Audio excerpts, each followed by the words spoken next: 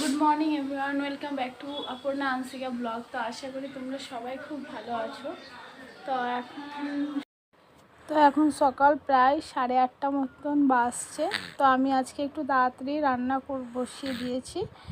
এদিকে আমার ভাত বসানো হয়ে গেছে, আর পুচকুটার এদিকে ভাত বসানো হয়েছে, আর ওদিকে পুচকুটার খাবার খিচুড়িটা বসানো হয়েছে।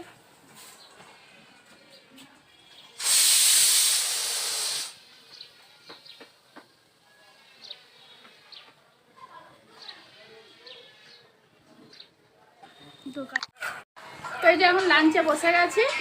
তো আজকে লাঞ্চে আছে উচ্ছে ভাজা, পেঁয়াজ দিয়ে উচ্ছে ভাজা, আর লাউ শাকের চচ্চড়ি, আর আছে মাটন। আর এই যে এই বড়াগুলো বাজারে কিনতে পাওয়া যাচ্ছিল, ওগুলো কিনে এনেছি, এটা খাওয়া হচ্ছে। তো এখন সন্ধ্যে প্রায় 6:30 বাজছে। এদিকে আমার সন্ধ্যে চা রেডি আছে। এই যে লঙ্কা কেটে আর মেয়ে এদিকে ম্যাগি খাবে বললো আজকে, তাই মেয়েকে ম্যাগি করে দিলাম। যে মেয়ে এখন ম্যাগি খাচ্ছে,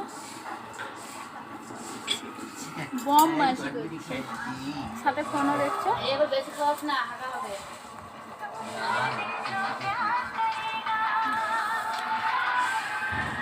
আজকে সানডে, তাই মেয়ের আছে ছুটি, তাই মেয়ে পড়তে যায়নি। কি করে খাচ্ছো ম্যাগিটা?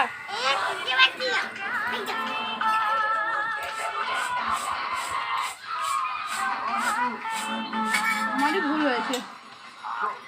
নে বাবা, কামড় দে।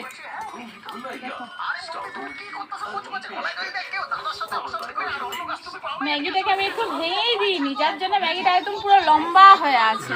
মেয়ের খেতে অসুবিধা হচ্ছে। তো এখন 8টা মতন বাজছে, আমি একটু বাজারে যাব, একটু কিছু কেনাকাটা করব, তাই একটু বাজারে যাচ্ছি। চলো বাজারে গিয়ে দেখা হচ্ছে। এখন আমরা দোকানে এসেছি কিছু কেনাকাটা করতে।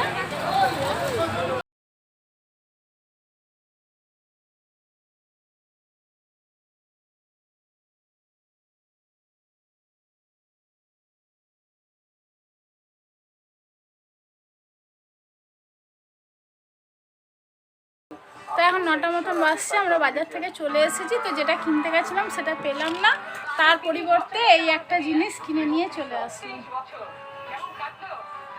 এটা একটু রান্নাঘরে টুকিটাকি অনেক সময় জিনিসপত্র রাখতে কাজে লাগে, সেই জন্য এটা কিনে নিয়ে আসলাম।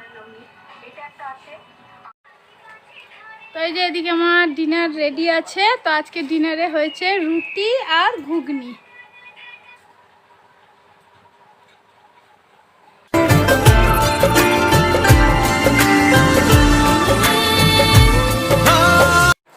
তো এখন প্রায় 11:30 মতন বাজছে। মেয়ে আছে শুয়ে গেছে, যেহেতু আছে দুপুরে একটুখানি ঘুমিয়েছিল, উঠে গেছিলো তাড়াতাড়ি। তো আছে ব্লগটাকে এতটুকুই রাখছি।